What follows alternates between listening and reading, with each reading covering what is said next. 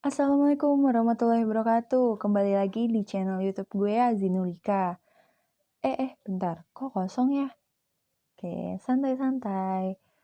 Sebelumnya, kita perkenalan dulu aja nih. Nama gue Azinulika, kelas 12 TKJ 5. Pembahasan kali ini adalah suprastruktur dan infrastruktur sistem politik pemilu di Indonesia.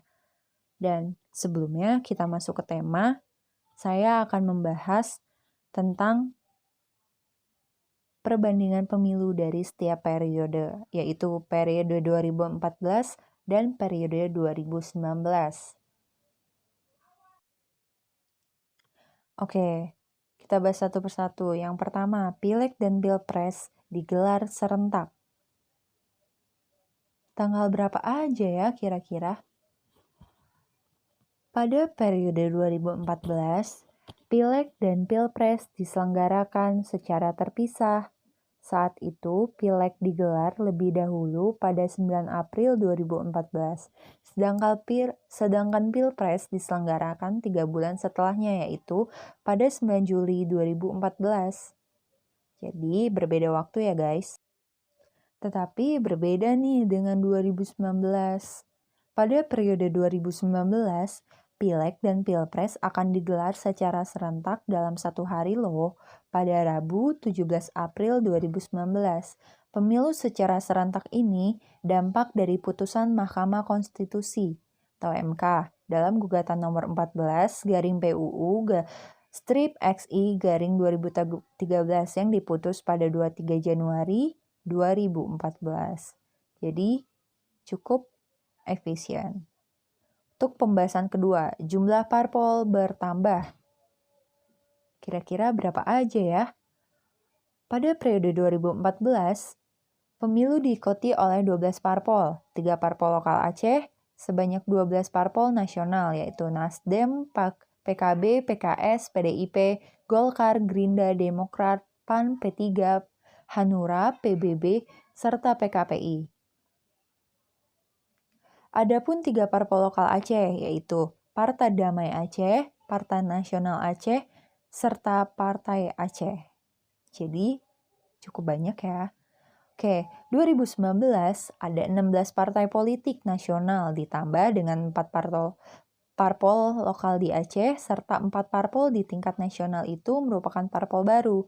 Ada Partai Garuda, Partai Berkarya, PSI atau Partai Solidaritas Indonesia, Partai Perindo, dan sementara itu parpol lokal Aceh yang bertahan ikut pemilu hanya satu, yaitu Partai Aceh, sedangkan 3 lainnya baru, seperti Partai Sirah, Partai Daerah Aceh, dan Partai Nanggro Aceh. Jadi, kira-kira banyakan yang mana? Untuk pembahasan yang ketiga, Presidential Threshold pakai hasil Pileg 2014. Pada periode 2014,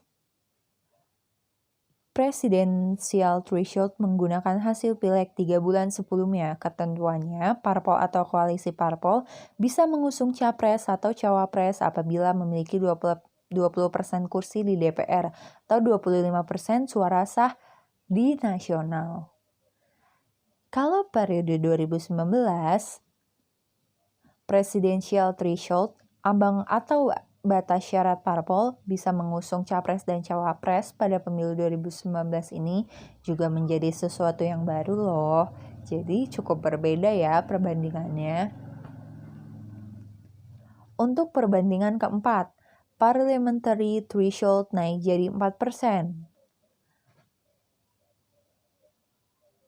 Pada pemilu 2019, persaingan parpol untuk lolos ke DPR semakin sengit. Ambang batas parlemen atau parliamentary threshold yang harus dicapai parpol untuk menempatkan kadernya di DPR naik menjadi 4% pada pemilu 2019. Angka itu naik 0,5% apabila dibandingkan pada Pileg 2014 yang hanya sebesar 3,5%. Jadi, cukup pesat ya jauhnya. Kita lanjut ke pembahasan selanjutnya. Metode perhitungan jumlah kursi. Ini juga berbeda loh guys. Jadi, kalau 2014 itu memakai metode BPB atau bilangan pembagi pemilih atau yang disebut quote hair dalam menentukan jumlah kursi, maka pemilu kali ini atau 2019 akan menggunakan teknik sign language untuk menghitung suaranya. Jadi cukup berbeda untuk metodenya. Pembahasan ke-6, besaran dana kampanye. Wow, kira-kira berapa ya per periodenya? Oke, dalam penyelenggaraan pemilu 2019 juga ada perubahan, yakni bertambahnya jumlah maksimal sumbangan dana kampanye. Pada pemilu 2014, sumbangan dari perseorangan maksimal 1 miliar. Tetapi, di pemilu 2019 dinaikkan menjadi 2,5 miliar. Wow. Ketujuh, penambahan dapil dan kursi. Pada pemilu 2019 mendatang, ada 575 kursi yang diperebutkan. Sementara pada 2014, kursi di DPR yang diperebutkan yakni 560. Dan di DPRD provinsi juga berubah. Pada 2019, jumlah dapil yang ditetapkan KPU yakni 272 dapil. Naik dari pemilu 2014 yang hanya memperebutkan kursi 259 dapil saja loh. Jadi cukup signifikan ya perbedaannya. Oke, untuk selanjutnya kita masuk ke tema nih guys. Pengertian suprastruktur dan infrastruktur politik. Suprastruktur adalah struktur politik pemerintahan yang berkaitan dengan lembaga negara yang ada, serta hubungan kekuasaan antara lembaga satu dengan yang lain. Suprastruktur diidentifikasikan terdiri dari 3, yaitu eksekutif, legislatif, serta yudikatif. Infrastruktur. Infrastruktur politik adalah mesin politik yang ada dalam masyarakat yang tidak memiliki pengaruh serta langsung dalam pembuatan keputusan politik negara, seperti perubahan undang-undang, pembuatan undang-undang, dan pembuatan keputusan. Infrastruktur politik terdiri dari lembaga-lembaga yang antara lain disebut partai politik, interest group atau kelompok kepentingan, serta massa yang ikut andil di dalamnya. Kita masuk ke pembahasannya. Ada yang namanya relasi suprastruktur politik. Oke, jadi eksekutif adalah lembaga pengelolaan pemerintahan atau lembaga yang menjalankan kebijakan sebagaimana telah diatur oleh undang-undang. Di Indonesia sendiri, kekuasaan tersebut berada di tangan presiden dan wakil presiden. Dibantu oleh Kementerian Negara, kekuasaan eksekutif di Indonesia sendiri dapat berubah-ubah loh sesuai dengan zamannya dan kekuasaan yang dipegangnya atau dijabatnya. Jadi kekuasaan itu sendiri di Indonesia ditempatkan kepada MPR, DPR, dan DPD. Secara umum teori mengenai lembaga legislatif dapat terdiri dari dua kamar atau bicameral, ataupun satu kamar atau unicameral. Indonesia sendiri menganut sistem bicameral, yaitu 2 kamar dengan 2 lembaga yang secara efektif disebut sebagai lembaga pembuat undang, yaitu DPR dan DPD. Lembaga legislatif atau lembaga kehakiman, lembaga ini pada awalnya tidak ada melainkan melekat fungsinya pada eksekutif, terutama untuk membuat bentuk negara monarki absolut. Oke, lebih sempit lagi, kita bahas ke era Soekarno di tahun 1945 sampai 1967. Era Soekarno, relasi antara lembaga suprastruktur pada awalnya legislatif heavy, namun pasca dekret Presiden 5 Juli 1959 menjadi eksekutif heavy, dengan aktor tunggal yaitu Soekarno sendiri, sedangkan yudikatif tidak memerankan peranan signifikan. Legislatif heavy ini dikarenakan lembaga negara Indonesia berbentuk sistem demokrasi parlemen, yang artinya presiden hanya sebagai kepala negara, sedangkan kepala pemerintahannya adalah Perdana Menteri yang membawahi kementerian dengan diisi oleh kader partai politik. Adapun pemerintahannya sering berganti dikarenakan lembaga legislatif sering menjatuhkan mosi tidak percaya kepada kabinet atau perdana menteri. Adapun kebanyakan kabinet sendiri yang tidak berumur lebih dari 1 tahun, sehingga program-program yang akan dirancangnya tidak terlaksana secara tuntas pada periodenya. Jadi, dapat dikatakan periode ini merupakan era ketidakstabilan politik Indonesia dikarenakan tidak hanya kelompok secara efektif menguasai parlemen lebih dari 50%, sehingga efektivitas pemerintah tidak berjalan secara baik. Periode selanjutnya, demokrasi terpimpin pun berada di tangan Soekarno sebagai kelompok elit tunggal yang menguasai struktur politik, tidak berjalan lama, dan akhirnya tumbang juga melalui gerakan massa Angkatan 66 yang menunjuk bahwa Indonesia terlalu besar untuk dipimpin Soekarno. Kita masuk ke era Soeharto yang pada tahun 1967 sampai 1998. Era Soeharto sejak awal sudah dikondisikan untuk eksekutif heavy, artinya kedudukan presiden begitu kuat. Apalagi di lembaga legislatif sendiri sudah dikooptasi menjadi bagian dari pendukung kepresidenan melalui Partai Golkar sebagai partai hegemonik tunggal. Kita masuk ke era reformasi 1998 sampai sekarang. Oke, pada era reformasi ini, ketiga lembaga suprastruktural ini seakan mewarnai konstelasi politik di era ini. Seakan-akan lembaga ini berusaha menunjukkan kekuatan dan kekuasaan terhadap lembaga lain. Semisal, presiden benar-benar mewujudkan diri sebagai lembaga eksekutif yang disegani oleh legislatif ataupun yudikatif karena presiden dipilih oleh rakyat secara langsung dan tidak dengan mudah dijatuhkan melalui mosi.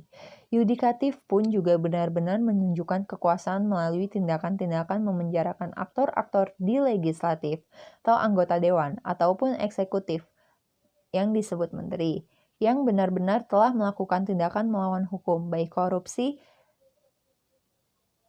kolusi, dan nepotisme.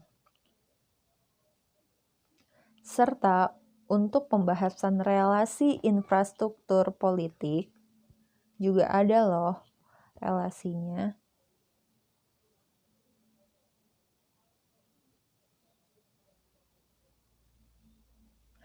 Kelompok elit.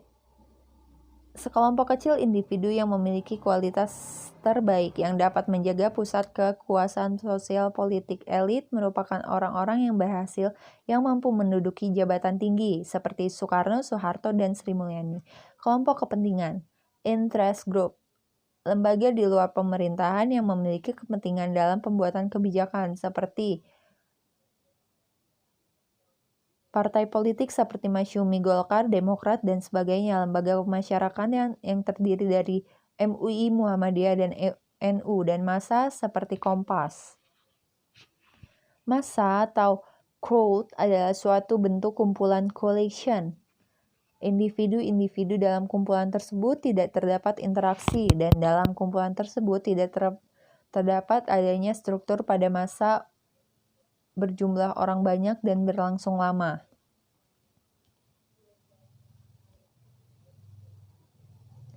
Kita masuk ke B1, era Soekarno 1945 sampai 67. Pada era Soekarno kali ini, infrastruktur politik Indonesia yang secara efektif dimulai 1950 karena pada era sebelumnya 45 sampai 50 perpolitikan tidak dapat dilakukan dikarenakan adanya usaha mempertahankan kemerdekaan. Adapun pada era demokrasi parlementer diadakan satu kali 1955 yang menghasilkan 4 besar parpol yaitu PNI, Masyumi, NU, dan PKI. Dari keempatnya hanya PNI, Masyumi, dan NU yang mendapat tempat di lembaga eksekutif kabinet, sedangkan PKI tidak pernah menjadikan kadernya sebagai Perdana Menteri. Kita masuk ke era Soeharto, di tahun 67 sampai 98. Era Soeharto melalui asas tunggal Pancasila seluruh lembaga instruktur politik benar-benar dikontrol oleh pemerintah, termasuk di sini parpol dan lembaga kepentingan. Parpol sendiri harus mendapat persetujuan ketika akan mengangkat ketuanya. Bahkan jumlah parpol pun dibatasi hanya 3, yaitu P3, Golkar, dan PDI. Media massa pun juga dikendalikan. Yang terakhir untuk reformasi 1998 sampai sekarang pada infrastruktural. Pada era ini, di media massa, partai politik dan kelompok kepentingan bertebaran, berdiri bak cendawan di musim hujan. Lembaga-lembaga tersebut dikuasai tidak lagi oleh pemerintah dan bahkan cenderung ada yang menentang pemerintah dan menyuarakan ideologi yang berbeda dengan pemerintah. Jadi, lembaga perpolitikan di Indonesia masih dikuasai oleh lembaga suprastruktural politik ketimbang infrastrukturnya. Politik dalam kesejahteraan perpolitikan di Indonesia barulah pada era sekarang mulai berkembang infrastruktur politik yang lebih kompleks dan terbebas dari intervensi pemerintah. Namun, infrastruktur politik ini belumnya terlalu dewasa. Pemerintah pun tidak boleh melakukan intervensi terlalu berlebihan, melainkan harus melakukan edukasi secara terus-menerus. Masyarakat bagaimanakah pola perpolitikan yang beradab demi menuju cita-cita bangsa dan negara Indonesia. Oke guys, sekian pembahasan dari saya. Assalamualaikum warahmatullahi wabarakatuh.